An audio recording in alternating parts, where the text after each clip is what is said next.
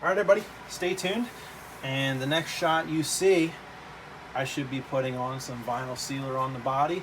And after that, I will be starting on the neck. Here it is, color toned white vinyl sealer. I already started spraying that last catch. Last little clip I did didn't catch everything. I'm making nice little steady overlapping sprays. About 12 to 14 inches away right now. Just misting it over. All right, I don't want to go too heavy. All right, clear gloss lacquer. If I can get my tongue to work right. I'm gonna give my first coats on this neck. I've gone over this with 400 grit in the areas that need it. The fretboard looked really nice, didn't take any attention there. Mostly had to worry about the sides and back and around the frets, ends. All right, so I'm gonna go ahead and give it a shot. All right, we are back. I have my neck here that I have put one full coat overall, and on the headstock I've gone and put 3 coats of nitrocellulose clear lacquer. I'm going to go ahead and say this time I think I'm ready to put on my custom logo that I've had made here. I just went on Etsy and found a provider for this, figured out what I wanted, and thinking I'll put it right around there. I might change that spot, but right now, with where the progress is here is where I would put this logo on. I'm going to smooth this out with some very fine sandpaper before I put this down. But yeah, right about now is where you want to put this on. I'm going to end up burying it underneath of the next several coats of lacquer.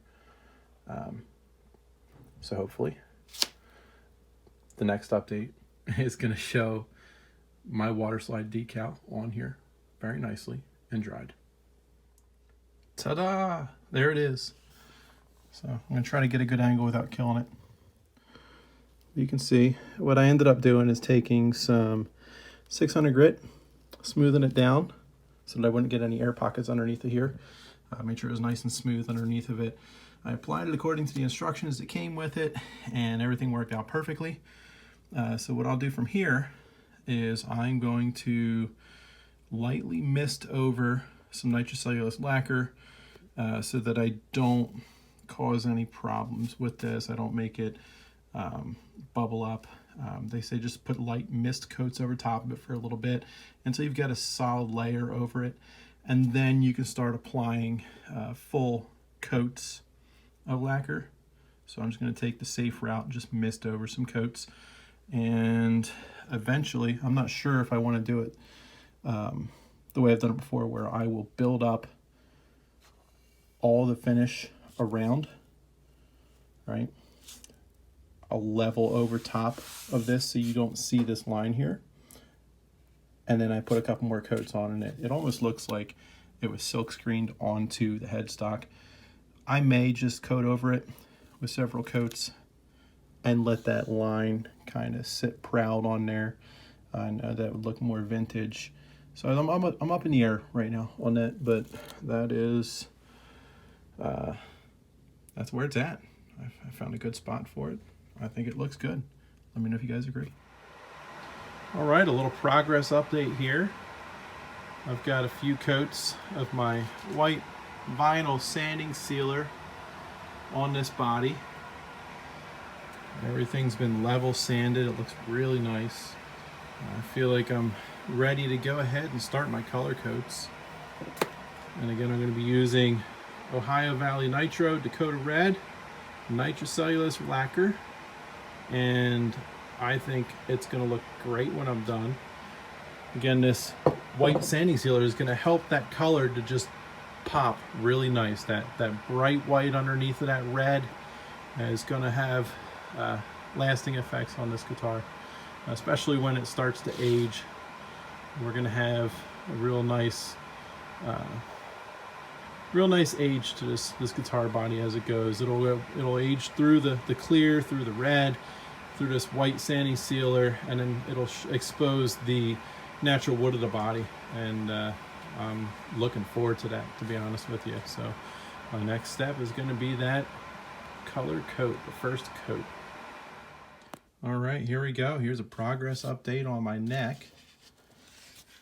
And I have buried it. There's a little bit of splatter there. I'm going to have to bring that splatter down some, level everything. But I've buried it under some of the, let's get that can here, Color Tone Age Clear Guitar Lacquer. I got to say, this stuff is perfect. I've never liked vintage amber at all. I always thought it looked way too yellow.